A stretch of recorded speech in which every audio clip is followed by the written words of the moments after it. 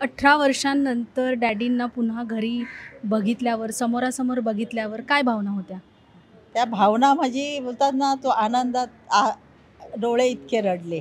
म्हणजे त्यांनी डोळ्यांनी व्यक्त केलं रडून. म्हणजे पुरे इंद्रियांना तो आनंद इतका सामावलाच नाही. तो आनंदाला माझ्या शरीराच्या, माझ्या इंद्रियाला आणि मनाचा म्हणजे सर्व बुद्धी, सर्व इंद्रिय आनंदित आनंद झाले. आणि एवढं मी म्हणजे पूर्वीपासूनच वेगळी राहिली. आम्हाला हमेशा वेगळं राहायला लागलं जीवनामध्ये.